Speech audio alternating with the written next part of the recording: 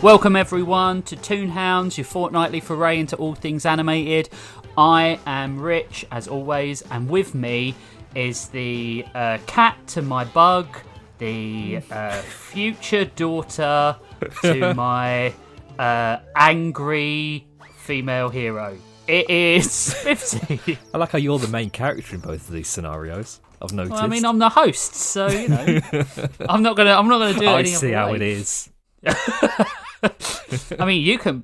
I'll be your future annoying daughter. Okay. Oh, thank you. That's much better. That's all right. Just for parity. Yeah. How are you, my friend? Bored. I need a job. Give us a job, mate. I am really ill at the moment, which is slightly unfortunate. I have been off of work for a week and a couple of days. I have a doctor's appointment today at 2:30. Ooh. And then I had a colonoscopy and an endoscopy yesterday, which is lovely. Fantastic. So my throat is... They didn't use the same camera, thankfully. Can't they just go all the way through and Do a push me pull you Yeah. situation. I am very sore. I'm sitting on a cushion, and also my throat is quite dry. So, Wow. If I start to lose my voice, we'll tough shits? tough shit. Yeah, you're just gonna have to cope with me like this. Yeah, it'll be a preview of what you'll be like as an old man. Indeed. Yeah, indeed. when we're on season 40 of Toonhounds and talking about the classic retro cartoon Cars in 40 years' time. That will be a fun episode. I fucking hate Cars. What, the concept of the movie? Oh, just both. Yeah, same. Just like Evan likes the first one. The first Yeah. one's, I mean, it's not bad, but it's like I don't remember anything that happens in it. I went to the pictures to see it, but I don't remember it. a Pixar's like let's humanize or anthropomorphize everything. Yeah. just really didn't work with Cars. No, it didn't. I want really. something I care so little about. Yeah, there's too many implications in that movie. Also, yeah, it doesn't make sense to me. It doesn't make sense at all. Anyway, but today we are talking about Magical Girls. That's a Magical Girl theme music. We're spinning in midair. Her clothes have been torn off. Dressed up. And put back in very suggestive ways. Yes, yeah. Then we do a pose at the end. Yeah, with a very, very high leg. Very high legs. Very, very high legs. So we are talking Sailor Moon, and we are talking Miraculous Ladybug. It's not. We don't call them ladybugs, do we? We call them ladybirds. No, we call them ladybirds. Yeah. But in France, it's called Miraculous, Tales of Ladybug and Cat Noir. Yeah. That's what they've got on the title card on Netflix as well, I think. Have they indeed? Yeah, I think. I might be making that up. Okay. I didn't watch it on Netflix. What did you watch it on? I watched it on Your some private sort of DVD site that shows cartoons that are completely legal. Yeah, one of those lovely sites. Those ones. Yeah. The same one I watched Sailor Moon on, because finding Sailor Moon is quite difficult as well. I found it difficult to find Sailor Moon in that every season has got a different name. And because you said to watch season 3, episode 104. Yes. I did. And it wasn't that. It wasn't. See, it was season 3, episode 15. 13? 13? 14? 15. 13, right, 14, 15, I thought, one of those. I thought it was 14, Yeah. and it was actually 15. Yeah, so I'm glad we had the title of the episode to fall back on. I did my usual thing and found the most ridiculous episode. Yes. To highlight just how good the cartoon is. And I think it worked quite well, actually. And then you picked the Mr. Pigeon episode of Miraculous. Any reason? Miss Pigeon is just the only thing I know about Miraculous. The two things I knew about Miraculous were that there's a guy called Mr. Pigeon who controls pigeons, and at one point there's a woman with a gun that turns people into bananas. Those are the only two things I knew about it. Interesting. And it just so happened that the Mr. Pigeon one is like first 3 episodes, so yeah, kind of worked out in our usual watch the pilot sort of thing. Maybe we should start watching the second episode instead of the first.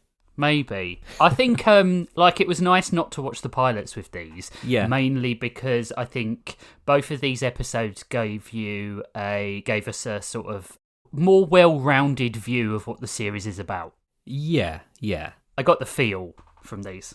There wasn't much in Sailor Moon where you're like, I don't understand why this is happening. It felt like having the experience of putting Toonami on one day and like just catching a random episode of an anime, like having no context for anything that happened. Yeah, or like starting Dexter's Lab at the Dodgeball Bot episode. It's like you get it completely. You don't really need to understand anything about the show. Yeah. But I will say I have never seen a single episode of either of these shows before we watched them for Hounds. Even Sailor Moon.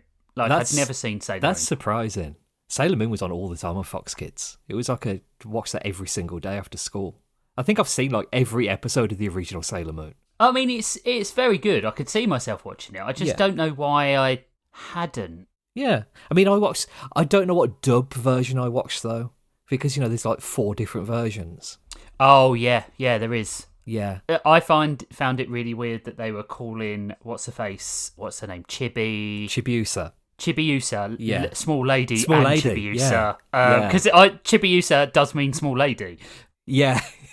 It's weird that they use them interchangeably, like one was a little nickname for her. I thought that was quite sweet. Yeah. Anyway, we'll talk about Sailor Moon first. Yeah. Sailor Moon essentially started in the early 90s. It was a Japanese... What are they called? Shoujo? Shoujo. Yeah, because shonen is boys, shoujo is girls. But shoujo, there is a particular term, shoujo something, which means magical girl. But anyway, it doesn't matter. I don't remember. I'm sure. I think I do know it in like the recesses of my mind, but I don't remember what it is. Yeah, I can't remember. It is something I would have heard before. Yeah, it was originally a manga. It was, and later became a cartoon, essentially. Yeah, a lot of anime.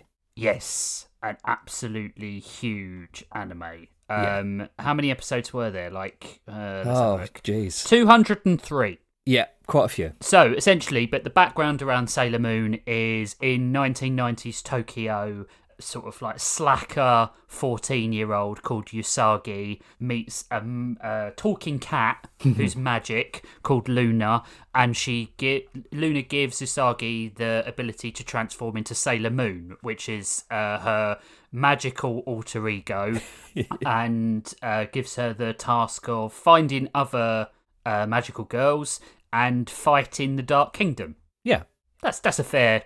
That's pretty much what it is. There's a lot of quite confusing lore implications as it goes on with why things are the way they are and who the bad guys are, and I think it confusing to the degree of if you are a regular viewer of the show, you'll understand it, but as a casual viewer who turns it on every so often, it gets a bit much. It gets a bit confusing at points. But it's just the nature of these kinds of shows. It's very 90s anime. That sort of very convoluted plot lines. Yeah, you can see that it was an inspiration for so many other things. I'm sorry, it was an inspiration for Buffy. Let's be honest. Yeah. If Sailor Moon was not an inspiration for Buffy and most sort of female-led teams, I would be very, very surprised. Yeah. As I was watching it, I was like, "This is Buffy coded. This is it's not. Buffy is Sailor Moon coded." But even the Dark Kingdom is led by a woman. It's very woman-centric, very, very Bechdel test. Bechdel test, positive. Yeah. Which isn't a thing, but... No, it's not. But, the women in this show have conversations that aren't just around men. Yeah. They have conversations as if they are, surprisingly, well-rounded beings who have their own agency, which doesn't happen a lot in cartoons. No, it doesn't. Especially 1990s and before. Yeah, and there's also queer representation in Sailor Moon, because Sailor Uranus and Sailor Neptune are together. Yes, absolutely, very clearly. And then they tried to edit that in the dub to make them cousins. That would make it any better. Weird. Unbelievable. No. Is it slightly incestuous? Yeah. I So I watched a couple of other episodes, and I like Ray. I like Sailor Mars. Yeah. I like how they're all. This sounds weird, but different types of girl. You don't have like giving a slacker like Usagi the main thrust of the episode. Yeah. Is she's not the typical perfect magical girl. No, and I really liked that. She's a slacker. She's lazy. A bit of a fail girl. Yeah. She's not doing well at school. She doesn't like studying. She basically is not very good at solving the things herself without turning into Sailor Moon. Yeah. And it's interesting because normally in a magical girl show, quite a lot of the times, it's almost like seen as a different personality, like with She-Ra. Yeah. But this isn't a different personality. This is just Usagi with the power. Yeah, it's Usagi. She locks in. Yeah, she's focused. It's almost like the Sailor Moon power is Ritalin. The power was within you all along. The Sailor Moon power is Ritalin for an ADHD kid. Yeah. Yeah, very, very good. But the episode I picked was Chibi making new friends, Chibi Moon's adventure. Which I did some research on, and it was the perfect sort of cross-section of everything that happens in a Sailor Moon episode all together. Yeah. So it had lore, it had confusion, it had humour, it had stuff with Mamoru. Tuxedo Mask. Tuxedo Mask. Tuxedo Mask is so funny. It had a fight. It had some link to Japanese culture. It was a bit of a microcosm of the macro that is Sailor Moon. So I thought it would be a good idea to pick that one. So essentially, what happens in the episode is Chibiusa comes back from the future. Yeah, it should explain who Chibiusa is. Chibiusa is Sailor Moon's future daughter. Yeah. Is what Sailor I got Moon from and it. Mamoru's future daughter. Future daughter. Is it Mamoru? Yeah. Mamoru. Yeah. Chibiusa comes back, sent by her mother, Sailor Moon. Yeah. To continue her training and make friends. Because to make quite friends. a precocious child and quite difficult. As like a time travel story. Yeah. I really like that there's no worries about the like effects of time travel in any way. It's just not mentioned at all. There's no the implications of messing with the timeline and all this. It's just tell everybody that you're from the future. Tell your mother and father who they are. It won't change anything. Yeah. Well, this is it's refreshing. It feels like this isn't the first time she's come back as well. No, it's not. No. She's been back a few times. Yeah, she's like a recurring character over the series. I think she's basically a main character in season 2 and 3, apparently. So okay, and then she ended up being a supporting character for a bit, and then like a minor character near the end. But she's like important enough that people know who she is at this point. Yeah. Well, there's a lot of sailors, so I'm not surprised that some dip in and out. I think so when she presents the letter that the future Usagi has given to her daughter, one of the things that I really liked was that they question whether or not it's a fake letter because it's so badly written. Because Sailor is so bad at studying, she doesn't even know how to write her own language. Yeah, like even now, in the 30th century, she still doesn't know how to write. In the dub as well. Yeah. I think Ray says she wrote daughter with a Q. Yeah, she does. Yeah. I was like, I think in the sub they say that she isn't even using cuneiform. Yeah, there's no kanji in the note. Yeah, there's no kanji, so I have no idea how she's written it in like pictograph or something. It's all written in funny symbols. I liked essentially she tells them that she's here to make friends and that they need to look after her, and Ray uses it as an example, as a reason to have yet another fight with Usagi, and basically Chibiusa decides, well, I mean, I'm just going to go off and do whatever I want to do on my own, and basically it's the thing that future Sailor had given her, Queen Serenity, right? That's her name in the future, isn't it?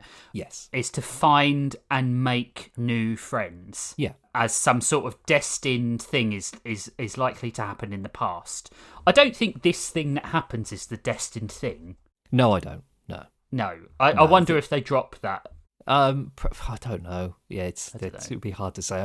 I imagine that if this was it's based on the manga, but I don't know how long ago the manga came out and compared to this. Because wait a minute, let's have a look. So this was 94, so the manga had started in 1990. Yeah, because I don't know if this was like a Dragon Ball Z situation where they're making the anime alongside the manga, so they'll have to wait for the chapters to release. Which maybe. In that case, I would imagine if the manga had been, like the chapters had already been written, they would mention it if it was going to happen, and if it didn't happen, they wouldn't mention it. Right. Yeah, maybe. Well, the manga would have been 4 years ahead, but that doesn't necessarily mean... I mean, this is season 3, so... Yeah. They worked really quickly on the animation for this. Yeah. If they're only 4 years behind. I love the animation, by the way. Yeah, I do as well. Yeah, it's very cozy.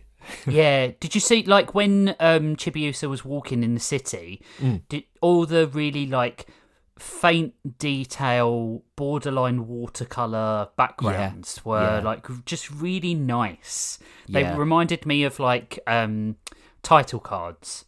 Yes, like you could take an image out of it and it could just be a title card for the episode. I really loved it. I really loved the art. It was so simple but yet so fluid, especially the designs for the girls. The fight that they have against Shigama at the end, where she like throws that teacup and it like zooms past the screen and there's all like speed lines going past it. It's really, really fluid. There's a lot of like smear frames in this episode that are really nice to look at. I will say as well, really well directed. Yeah, like just the humour is so on point with the animation.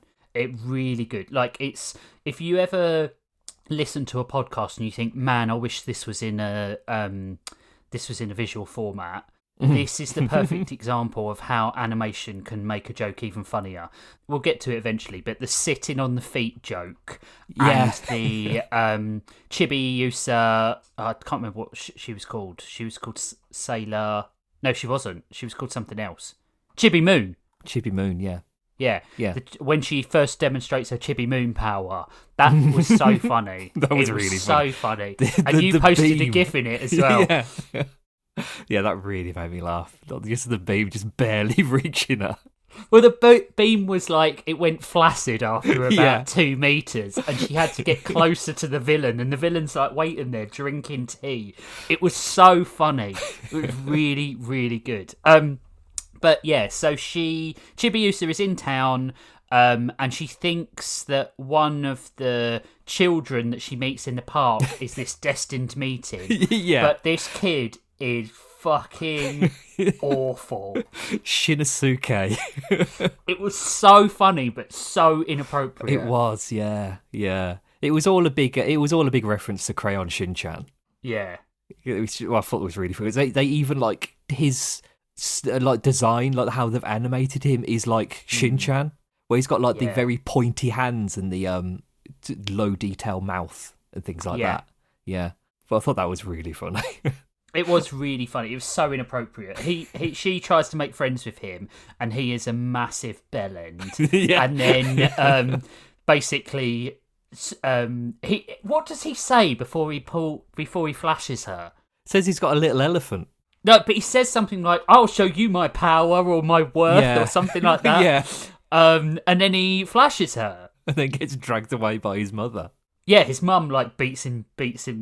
Like, that was funny as well because she smacks him around the back of the head and he's got no reaction. Yeah, it was really funny, like in a way that is you couldn't do that now in an animation. No. I mean, you probably could in an anime. Yeah, but it was a very typical like men moment for Chibiusa to realise, and I really liked that. But she then finds Mamoru, who is getting some octopus balls. Yeah, Up takoyaki. to Takoyaki? Takoyaki? Yeah, I think so. I can't speak Japanese. Which are also delicious. But I don't get to eat them very often because Rachel doesn't like octopus. So if we go to a Japanese restaurant and we're sharing things. But they are delicious. If anyone has not had octopus, try it. It's really lovely. Yeah. If you like squid, you'll like octopus. But yeah, so Chibiusa asks to hang around, but Usagi is on a date with Mamoru at the moment, which is weird because they're having like a date and their future daughter, shows up. And their future daughter seems to have a crush on Mamoru. Yeah, that's really weird. Does Mamoru know? Yes, he does, yeah. That's weird. He's told in this episode that they mention it around him, so he must know. Ah, right, okay. Yeah. Okay. And then Usagi and Chibiusa hate each other, obviously, like a predestination thing. There's a thing about them both wanting to feed Mamoru the octopus balls, because I think that's like a cultural thing. I can't remember what the context behind it is, but it's something about like feeding somebody octopus balls. Ah. Yeah, that's just a thing from watching too much anime and picking up things that people do in them. So I don't know the reasoning behind it, but I know it's a thing. I don't want to know the reasoning behind it. It does sound very sort of like geisha coded, doesn't it? But also like, a love language is feeding people. But yeah, so they find Chibiusa sees that boy going around the corner, and she has that Vaseline around the edges of the screen moment. Yes, yeah. Is that? But that's not the person who's serving the tea, right? It is. It's Tamasabaru. Yeah, it's the same person. Yeah. See, I think they referred to him in the dub as a her. It depends what dub that you watched, right? Because they did censor some of them. Because he is meant to be a boy, but because he cross-dresses at the end of the episode, some of the dubs refer to him as a girl. Right. Okay. There's something to do with like the translation of Tamasabaru, like it has son in the name, so people know that it's meant to be a boy in the actual like translation of it. But yeah, there was a whole thing about it. There's quite a lot of like weird gendered censorship in these episodes. Yeah, I'm not really surprised by that. And what was the other one? Was it 4Kids who dubbed it? Yeah, there were the options of watching like 4 or 5 dubs. Yeah. Even in English. Yeah. The site that I watched it on, it had 2 the options for streaming like services, but they were both the same because I tried them both. Right. The only difference was that the one of them had a previously on moment, which I skipped through because I didn't want to know what had happened previously, and those are the only differences between them. Okay, right. So, she then follows and Tamasabaru, and who's the head tea master of this particular family, the Yaburokoji Burakoji family.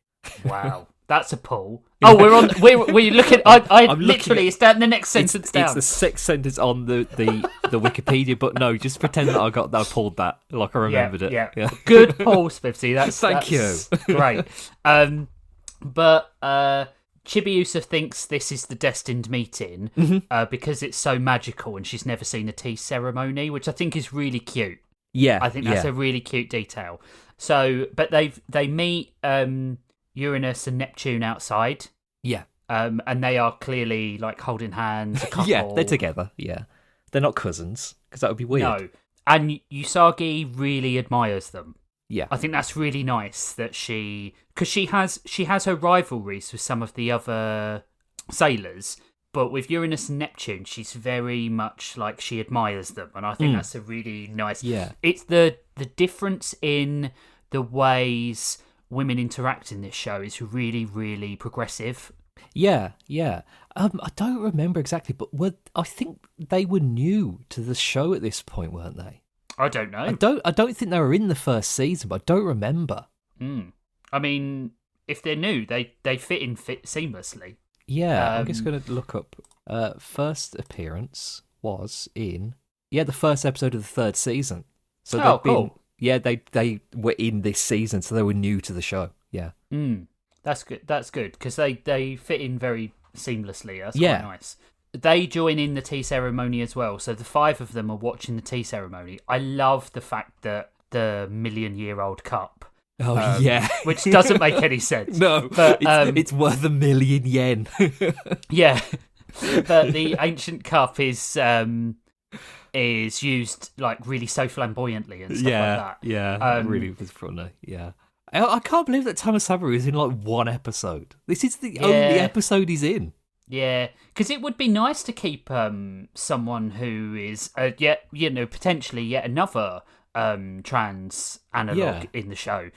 Yeah, Tamasamuro does the tea ceremony, but it takes a really long time, and Usagi is getting cramp in her feet, and because her and Chibiusa are having this like back and forth about you're getting in the way of my relationship with Mamoru. You embarrass me in front of the other sailors.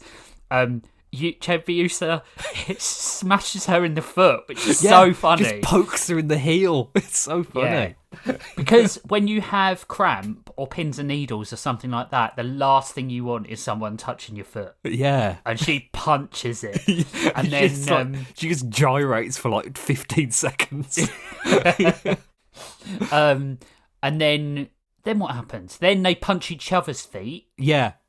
Which is really funny. And then she tries to, when she finds out how expensive the cup is, she tries to save it and knocks into Tamasaburo so that Uranus, Neptune, and Mamoru have to quickly save the cup by treading on her, which is really stand good. on her back. It's really funny. And then you go to this place that I don't know what is. I assume the Dark Kingdom. Oh, yeah, where the Professor Tomoe? Right, so he's making matcha tea. Yeah, but he doesn't like hot things, so he... Why did he drink it straight away? He got angry at it and threw it across the room. He had just made it. I mean, there is obviously the cultural dysphoria between... he's not sophisticated enough to understand that you would have left the tea to rest. Yeah. Which I think is quite clever. But he wants to find a tea master and then creates a demon via a tea kettle. Yeah, as you do. But I can't remember the demon's name. But I love the fact... Chigama. But I love the fact that they've got a whisk on their head. And it looks like hair. That was so funny. His servant, butler, who had the red hair. Yeah. I can't remember what her name is. Udiel? Yes. Yeah, Udiel. Udiel? Yeah, Udiel. Eudial. Yes. Basically takes the demon to hunt down Tamasaburo. Yep. I am really trying with these names. They are very hard. Tamasaburo. And basically, Sailor Moon and Chibi Moon have to defend Tamasaburo. Yeah. That's the basis of the episode. Yeah. The fight is so good. It's Chibi really Moon good. being completely useless as a sailor is just really funny. Yeah, I like that when Sailor Moon goes like full power, does a proper full on attack. It's like one hit KO. Just Yeah. Chigama is just like disintegrated immediately. I did like the fact that she couldn't join the fight for so long because she was stuck in a bush. Yeah. That was really funny as well. And she comes out and Luna is like, wow, you look like shit. She's like, yes, I know. I was stuck in a bush. And Tuxedo Mask gets to throw a rose, as per usual. Yes. He was largely superfluous, as I imagine is the case in the cartoon. I like the fact that he is not the saviour. Yeah. He's just there. Yeah, he's just a dude. He's just there. And it's the same thing as in Miraculous. I was just about to say. I hope that this isn't meant to be a secret identity, because how would anybody not know it was Mamoru? They've got the same face. Like, Well, he's wearing the smallest domino mask as well. It's just a superfluous domino mask. It doesn't help him in any way. It's so funny. I think it is a secret identity, though. Yeah. Ow. No, does anyone know? Does anyone know? They must. They have to know. I hope they know. Man. But yeah, it was really funny. It was like just really good art direction. Yeah, I really, really enjoyed it. That picture you put on the Discord. Yeah. I've got Reddit up as well. That picture you put on the Discord, I laughed out loud at that in the episode. The just like her Chibi Moon doing her power and you expecting it to hit the demon and it doesn't, and it just goes all flaccid and limp and she has to keep walking until it hits her. It was just really good. It was I think it's way ahead of its time with its humour. Yeah, because the jokes that they make about the whole like magical girl genre are things that you would expect to be made fun of at a later date, after like a few as a parody. Years. Yeah, but they're doing it themselves. Yeah, which is really, really good. But crucially, and I say this with the utmost respect, not at the expense of the characters. No, almost in reverence to them. Like, they're still learning, so of course they're going to get things wrong. And Chibiusa is not the finished article, so she thinks she's far more powerful than she is. Yeah. I really like that. I love that sort of storytelling where you don't have to wait for a parody because the thing is it is laughing along with itself. Yeah. It was just really refreshing. It felt like a show from now rather than from like 30 years ago. Oh God, 30 years ago. Jeez. Yeah. And that picture you have done as well is the perfect example of how like good the animation is. Yeah. And the colouring and like it's such a colourful, beautiful show. The scene composition. It's like you've got the watercolour background. You've got the really nice looking foreground as well. Yeah. I do appreciate when there's a nice foreground put into a cartoon. Do you know what it reminds me of? Good old parallax scrolling from video games when that first came in. Yeah. We used a nice layered image that actually adds to the art form. I thoroughly enjoyed this. I thought it was phenomenal. I wasn't expecting to like it as much as I did. And I watched 3 other episodes. Oh, really? That's how much I enjoyed it. Yeah, I would have loved this as a kid. I loved it now. I think it's great. I think I'm surprised Sailor Moon hasn't had a streaming service revival live action. They do make new ones. I think there's like a newer one, but I don't remember what it's called. And there's something called Crystal, which people apparently didn't like very much. Right, okay. There was a live action series at some point. Yep. It was done by, I think it was done by the same people who do Kamen Rider, but it might not have been. But it's like that sort of like, them fighting inside fields, that sort of thing. Barren wasteland fights with, like a Power Rangers sort of thing. Oh, that's unfortunate. And I've watched one clip from that, and it was really, really good. It was really fun. Oh, okay. But Luna and the other cat, whose name I don't remember, they're puppets. They're like stuffed toys. Oh, that's incredible. Yeah. Last thing I want to say, from my perspective, is I told Smithy this before, so they are not going to be that surprised by this. But I have eaten dango before. They eat dango in the tea ceremony. If you can get some dango, they are delicious. Lovely little snack. They do the red, yellow, and it's like a cream, and green ones are red bean paste, original, and herby. So they're like a savoury sort of snack that kind of is halfway between a savoury and a sweet, and they're served on a skewer.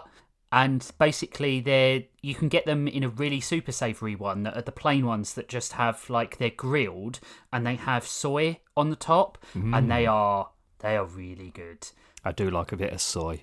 It's just like a lovely glutinous dumpling. That is just, you can make sweet or savoury. But if you do get a chance to have them, if you do get the chance at a Japanese restaurant, definitely try them because they are lovely. They're really good. And if you don't like them, don't come back at me because I don't care. But if you like mochi, the ice cream variety, you would like dango as well. They're really good. Really, really good. Yes. I didn't know you were supposed to use one skewer to pull it off and cut it in half either. So I feel that I empathise with Usagi for that. I would give this a 9. Yeah, I really, really enjoyed it. I'll give it a 9. Yeah, I mean, you can tell why it was a sensation. Yeah, Tell why everybody loves this show.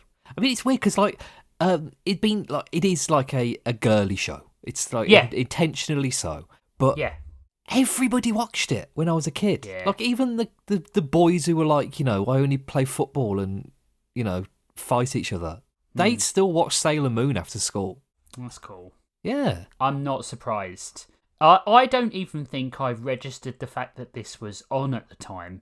I definitely wasn't a Fox Kids outside of X-Men and Spider-Man. I was more Cartoon Network. I watched everything on Fox Kids. Like if it was on Fox Kids, I probably watched it. Yeah, but if you were watching a Cartoon Network show when this was on, and you were like, if Dexter's Lab and Johnny Bravo were on at the same time as Sailor Moon, I would have gravitated towards Dexter's Lab and Johnny Bravo. Yeah, and then there was no way ever to watch Sailor Moon because it wouldn't be on again after that point. No. So I can understand why I missed it, but I regret missing it because I think I would have loved it, and I still do. Like I genuinely think it stands up. I am so glad we watched this episode specifically because I do think this seems like it has everything that makes Sailor Moon good. Yeah. So, it was well done us. Yeah, we got the whole gamut. spectrum. Yeah. I mean, this episode did have everything. It had representation, it had some time travel lore, it had, demonstration of power, it had Tuxedo Man, it had a cool demon. Tuxedo Man. Tuxedo Mask, that's it, isn't it? We got a demon. It got a really cool demon as well. Our first appearance of Keith Silverstein in this episode, who we'll be seeing again in after the break. He was the professor. He is in pretty much everything that has ever been made. He's in like 1,000,001 things. He's the Sujimon Sensei in Infinite Wealth, the Like a Dragon game. And as soon as I heard him speak, I went, that's the Sujimon Sensei. And I had to Google Sujimon Sensei voice actor, and there he was. And I had to look through the IMDb list, and he was in both of the shows that we watched today. Wow. Total recommendation from us, I think. Yeah, watch it. Watch all of them. We've talked to Poppy about doing a Sailor Moon, I spoke to her this morning. About doing a Sailor Moon special episode. I would be perfectly happy to do a Sailor Moon special. Yeah. Just it's really good. Really, really great. Surprising how much I enjoyed it, but also not so surprising since it's gone for 200 episodes, I guess. Right, okay. That's the first part done.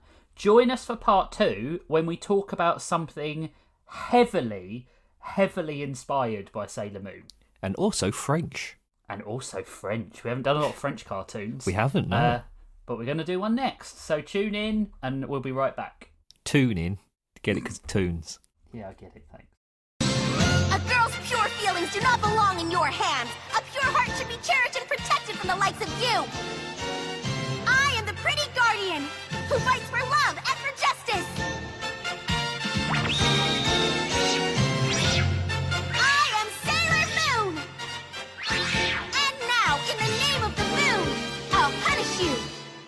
Welcome back, everyone. Hope you had a productive break. Maybe you wrote your next magnum opus. Maybe your next one. I think you're only meant to have one, aren't you? No. You can have as many as you want. Surely, if you write a magnum opus, and then you do a better one, that then becomes your magnum opus. So you've technically written 2. Yeah, then you've got a magnum opus. Yeah. True. Or maybe you just had You just wee. went to the toilet. Yeah, Yeah. you just had a wee. And if you did, that's also productive. So, Yeah, well done. well done, you. Do you want to talk about Miraculous? I realise I've left you with the know, one yeah, that we're not all The confusing one. the we're not sure if we liked it one. Yeah, it was an all right one. We watched the show Miraculous Ladybug, aka Miraculous Tales of Ladybug and Cat Noir, more often referred to as just Miraculous. Yes. It is a magical girl show, not to the extent of Sailor Moon.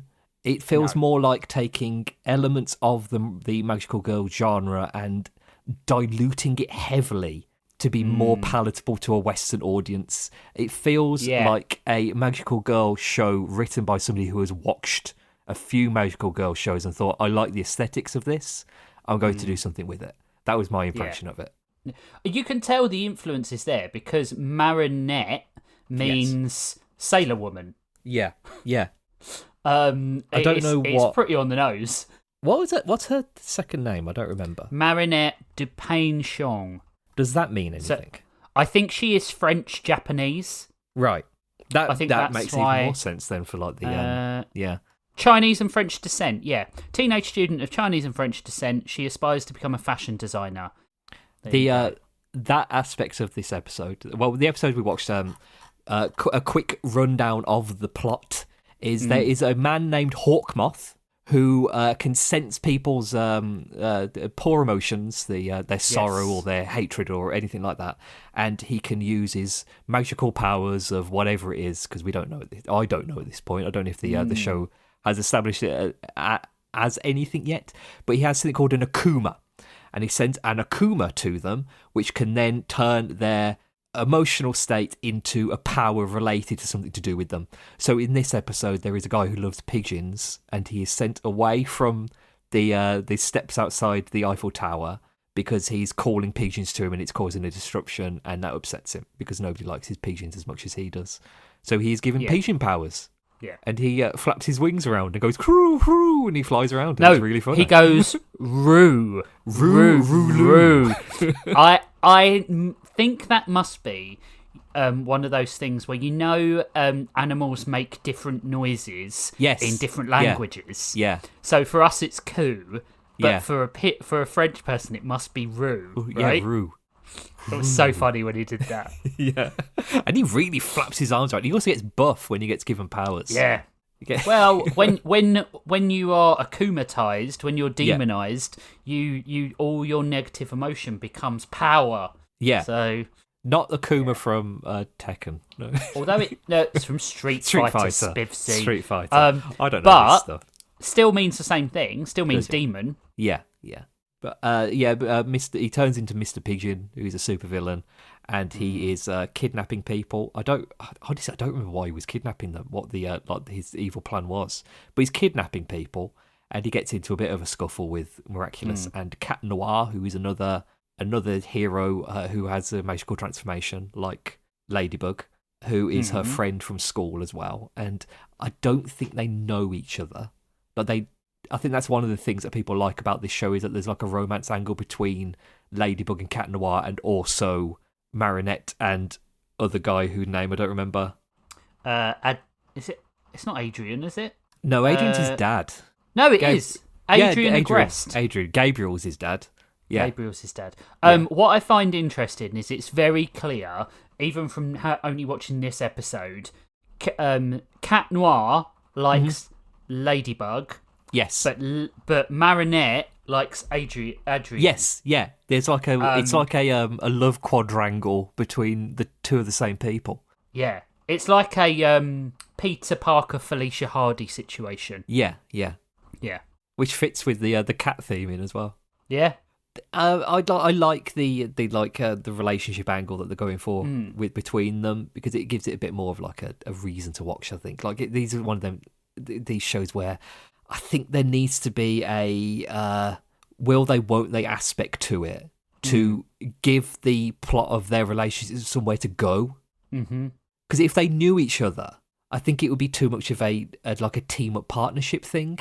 Like it would just be they're fighting crime together, and then there wouldn't be anything to really look at in their personal lives, like in their civilian identities. Yeah.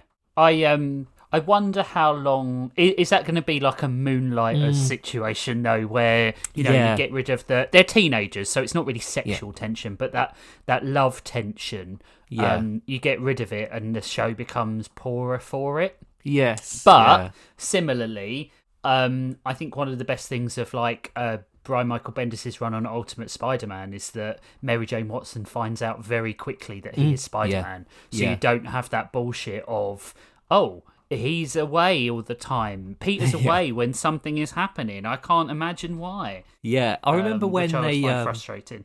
When they like semi-rebooted the origins of Spider-Man in the early 90s, where they did like a Spider-Man high school years thing.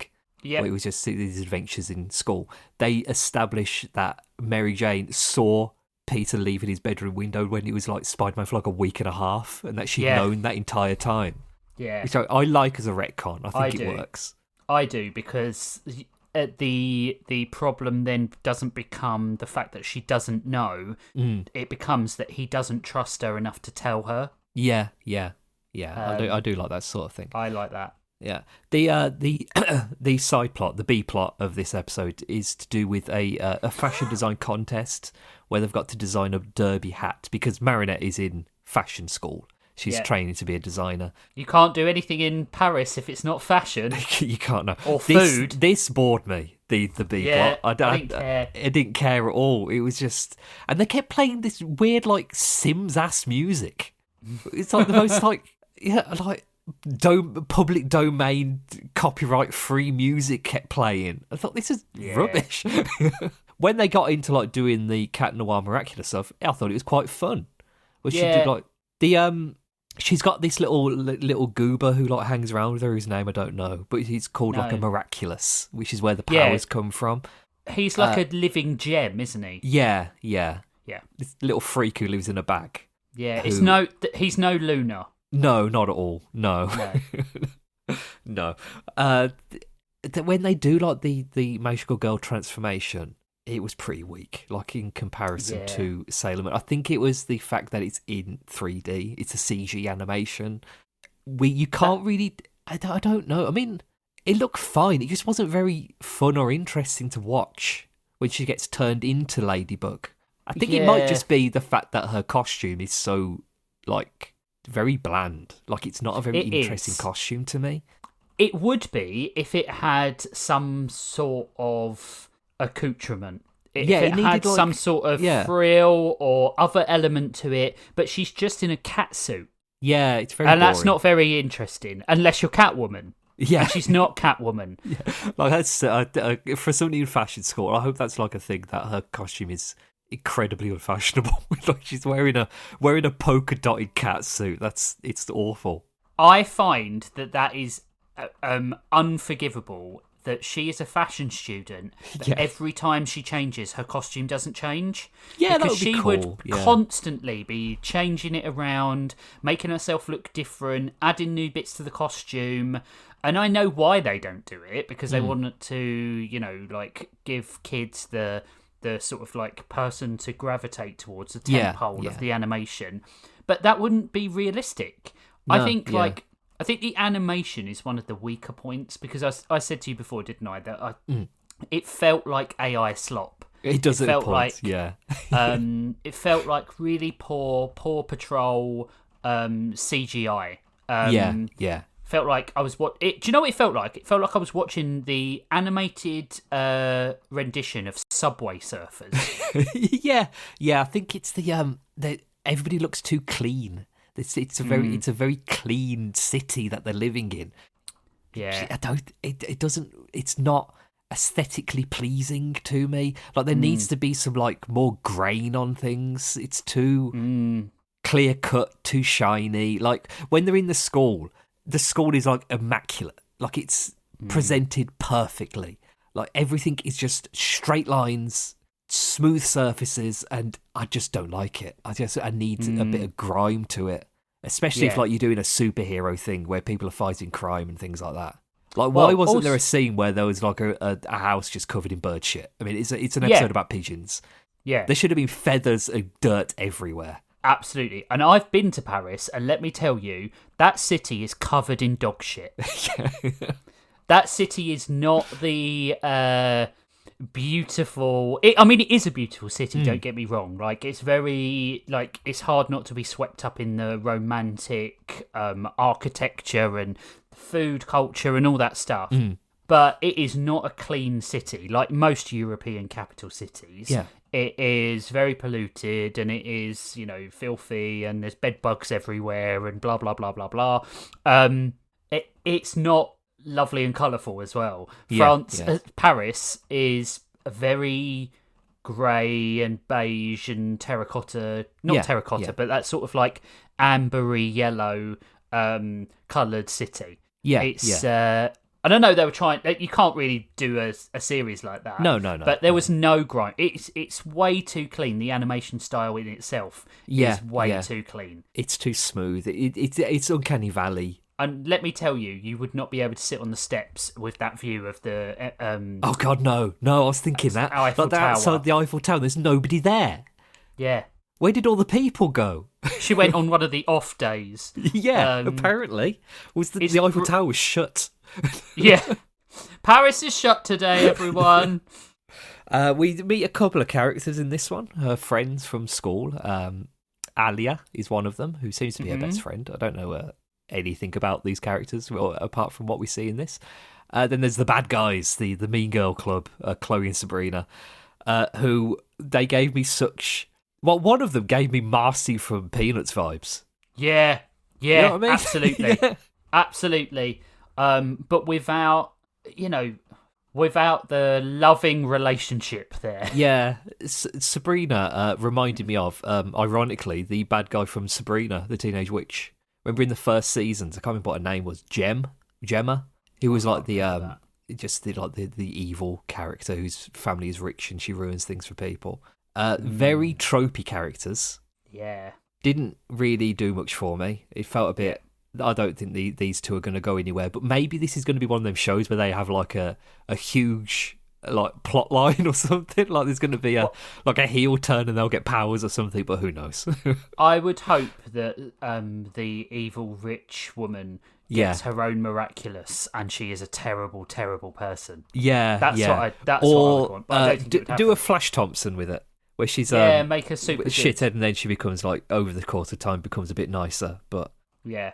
I don't know. It's hard to tell with this from watching one episode if this is going to be a status quo only show or if things are going to evolve and change. It felt very much like a Monster of the Week show in a way that Sailor Moon didn't. I appreciate there's probably going to be a Monster of the Week with Sailor Moon, but it feels like there's more layers to it. I think the B plot in this episode being so boring, and with no real stakes, made it seem like that was all I know a B plot is by its definition secondary, but it felt like it was so secondary you could have skipped it. Yeah, absolutely. Yeah, because the moments that she actually has to...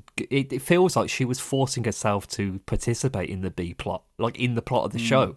Because she like her and Cat Noir have to finish their battle as quickly as possible because she's got to get back to finish her homework. Which, I mean, that's just a trope of like a superhero teenage thing anyway. Yes. Is the difficulty of balancing the two lives. But when it was for something as like just so inconsequential as making a hat, it didn't work. Yeah, this isn't like Daredevil quickly finishing off Bullseye so that he can... Finishing off was a bad way to describe that. Daredevil quickly capturing Bullseye so that he could... participate in the the courtroom drama, putting away Wilson Fisk. That has stakes. Like both of those elements of those stories, the Matt Murdock character is as important as the Daredevil character. Yeah, but with this, Ladybug is more important than Marinette. Yeah, Marinette might as well not exist. Yeah, exactly. Yeah. It's and I think part of it is the setting it at a fashion school. There's not really high stakes there. Like, No, not really. Or no. there might be if you had someone who would write it in a way that it's like an all or nothing thing. The more interesting way to end this show would have been the fact that Marinette was kicked out of school. Yeah. And she had to find her way back in or something for plagiarism. She had to prove herself. I get it being a fashion school setting where all of the characters are in the same class at this point in the show. I don't like that much either, because they've all got the same like starting point, like the same likes and dislikes thing, where they're all already in the same situation, and I want the cast of the show to be a bit more varied in in what they're doing. If this was like a normal school where this was just a class that they could go to as an elective, that would be better to me, because then, you know, the other characters can have their own thing instead of them all being into fashion. Yeah, you're right. It's not something I can like fault the show for. No, but it's not something I find very interesting. Well, it's also the issue with watching one episode of a show, right? We talk about this quite often, why we are trying much harder not to just watch the pilot, because the pilot never gives you the right sort of feel for the show. But this... I don't even think it's about choice of episode. My gut feeling is that most of the episodes are like this. Yeah. I was just scrolling through the Wikipedia, and I've got to tell you this thing I've found out just now. Yeah, go on. Well, the Miraculous Ladybug is like a talisman that gets passed down through generations. So it's been around for years and years and years and years and years. One of the users of the Miraculous Ladybug was Joan of Arc. Oh, that's interesting. The French warrior. So, do you know what I would have done then with this show? How I would have punched it up? I would have had that every famous woman in history was a miraculous. Does it seem far off from the from the truth, to be honest? Yeah, right. So, but I would have had her have the long-term, like almost like be able to tap into the knowledge to solve problems, and that would have been that would have been a really interesting way to like reinforce the power of women in a show. But it also would have been interesting because she would have been able to grow as a character with female influence. That would have been quite interesting to me, because it would have been like, and then the B plot could have been sometimes like, how did Joan of Arc deal with this? And you could have seen a little bit of that rather than, you know, let's build a derby hat. Yeah. Which doesn't seem so interesting. It doesn't at all. No. No. Yeah, I mean, like I said in the break before we came back, that this is it's a fan fiction show. It's a show designed specifically for fanfic writers to play with the world, where every character has like a superpower to do with something. There's characters who are their entire personality is one thing. So it's very easy to put tropes onto them for things. There's a will they won't they relationship. There's all sorts of stuff where it is designed for somebody to make an OC and write a story in the same world as them, which I don't fault them for. I think it's a fine way to write a show.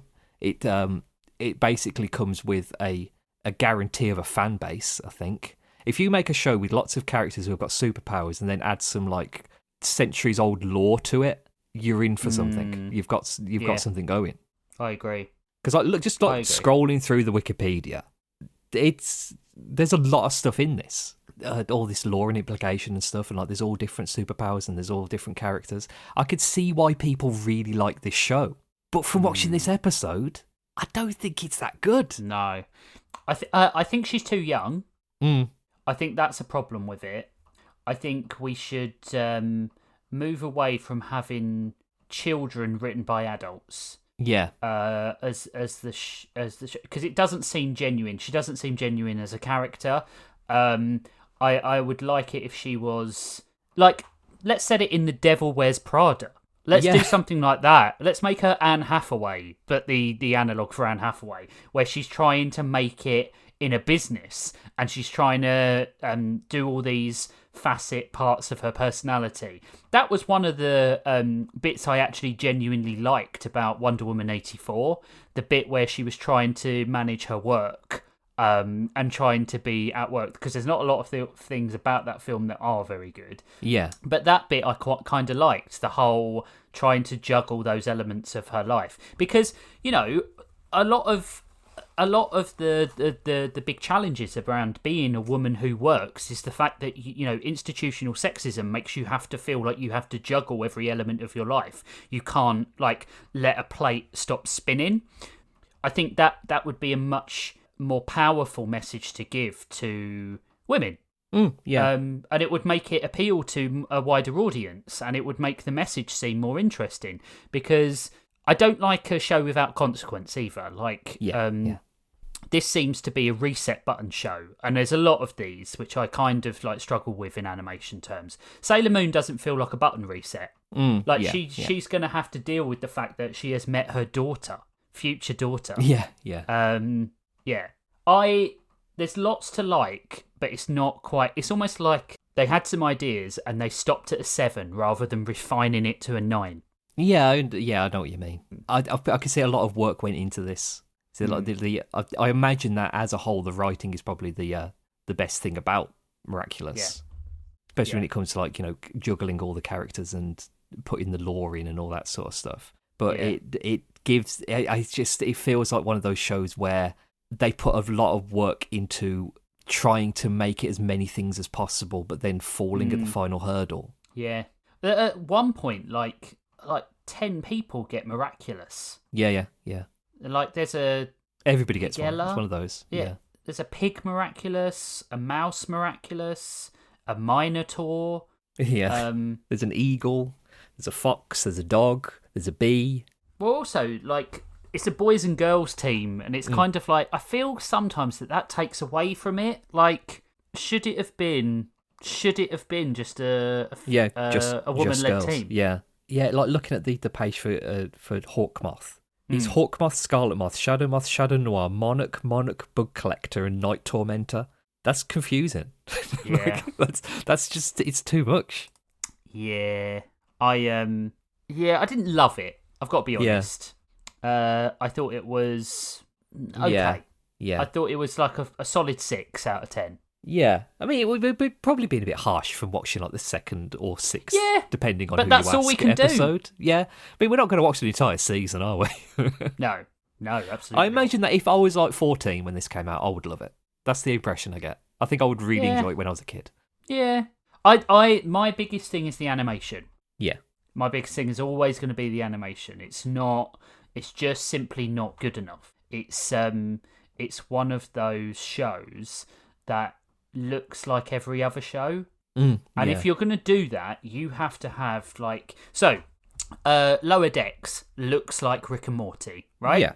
But it is very, very good, and it's good in a way that separates it. The writing separates it from Rick and Morty, and part of that is the IP, but a large part of that is the love for the IP and the reverence and the humour that goes along with it.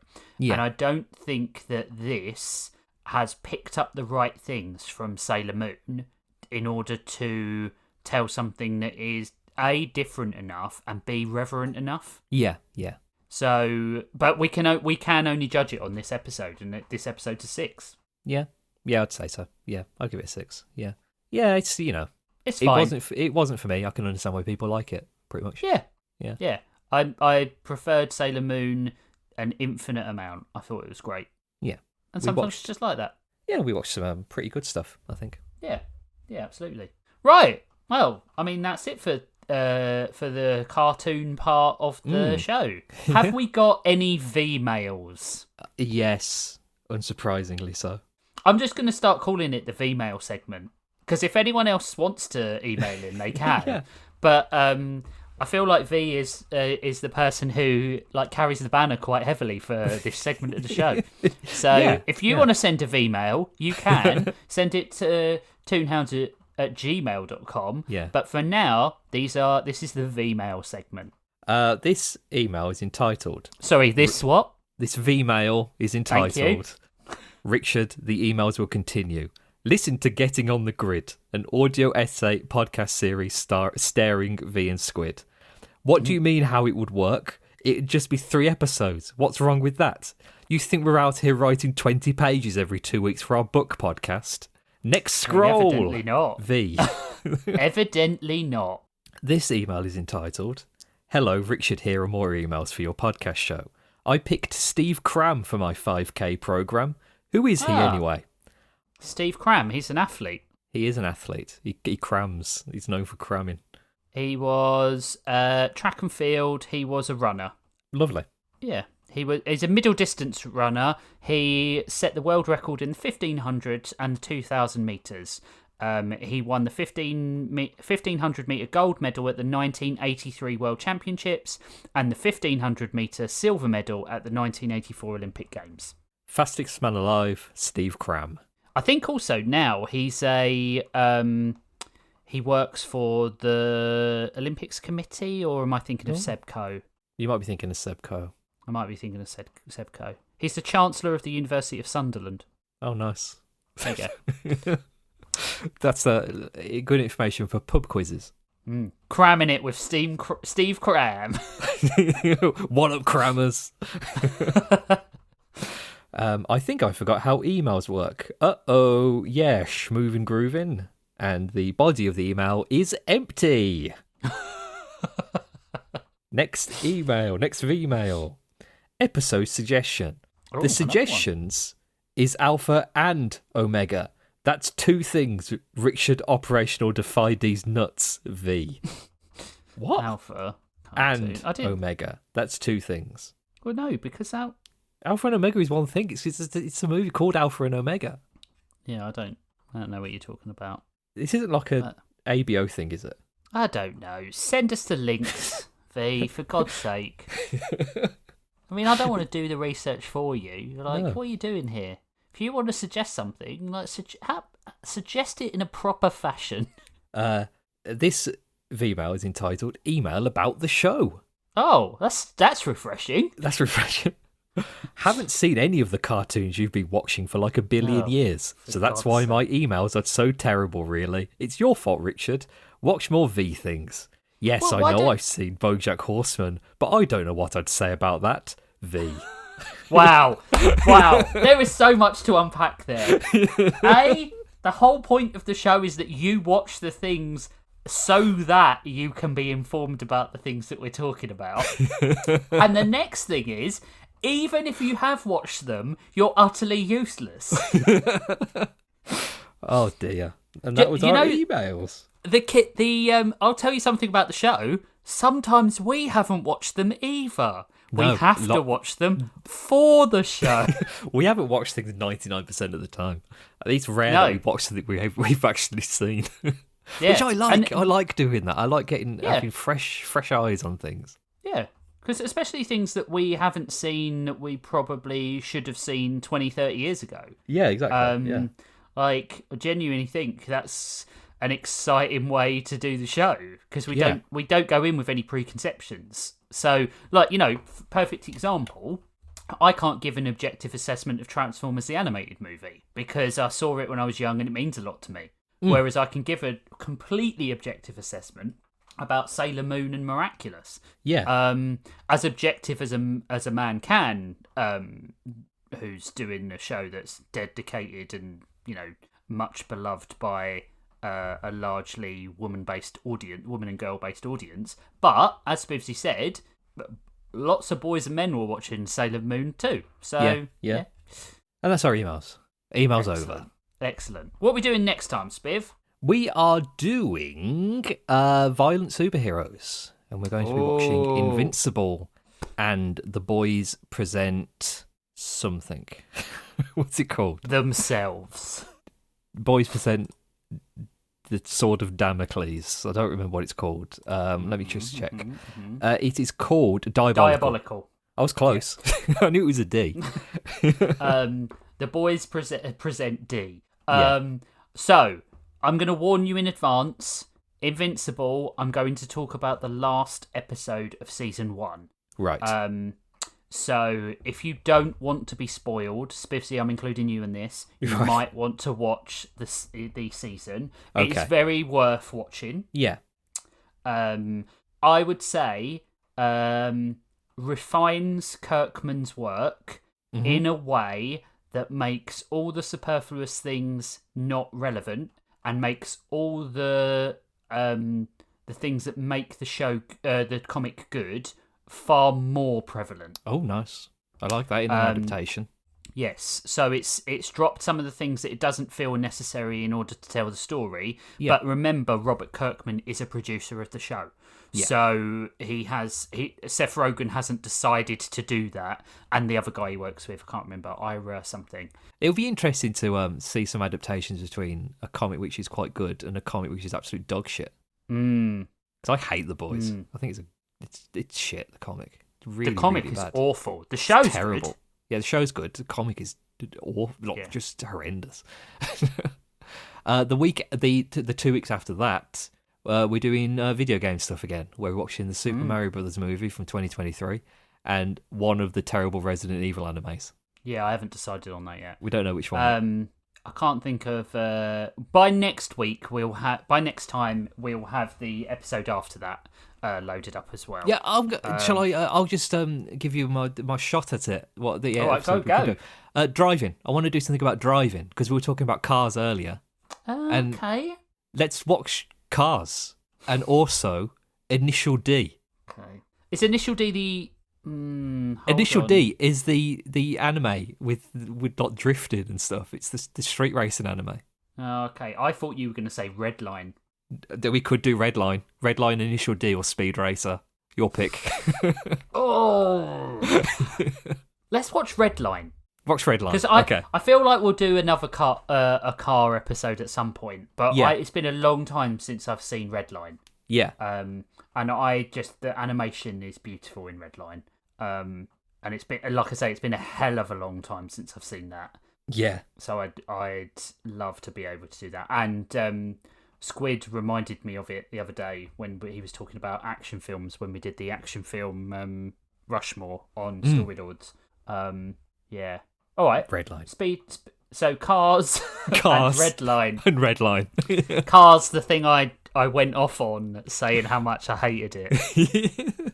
Yeah, so watch. So the episode of Invincible, just to be specific, is season 1, episode 8, Where I Really Come From. Cool. You at least have to watch the episode before we need to talk. Yeah. But it's 8 episodes, all of them just really good. Maybe apart from season 1, episode 4.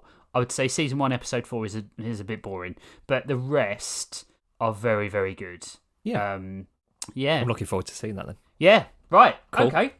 If you want to suggest themes to the show, join our Discord, get access to our sub-shows, then you need to head over to patreon.com/toonhounds and become a member there. Support the show financially. Yeah, we do this. We always do this show for free, but we would do this show for free, but it's nice to get some cash. I do enjoy money. Yeah, yes, I do enjoy it. It helps us live. Yeah. Yeah. Also, search Toonhounds on YouTube and subscribe to the YouTube channel as well, because I've been putting shorts up. Yeah, that short you did of Conan was so funny to me. We had so many views for it. Yeah, I put up another one yesterday of us talking about the waiter anime that we made up. Yeah, and it's had 800 views already. So wow, it's if you put shorts up, people watch shorts apparently. Like it shocked me. Maybe that's what we need to focus on. Yeah, the podcast is over. We just do shorts now.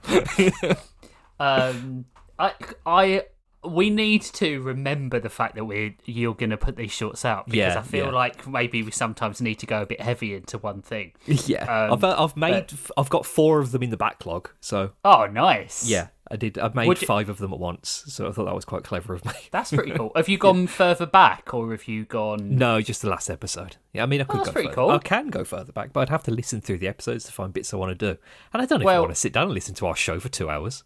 No, that might be quite hard. Yeah, but well done for doing those, because I feel like we get I mean, we got 1,500 views from our How Tall is Conan short. That was so funny as well. Right, okay, so yeah, next time we are watching Invincible and the Boys. Invincible and the Boys.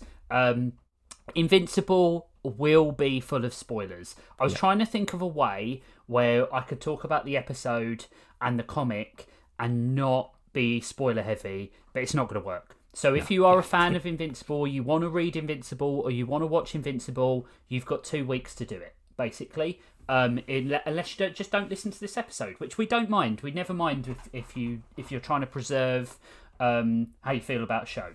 But it means you probably won't be able to watch the short potentially either, and that will guarantee to be funny. Yes.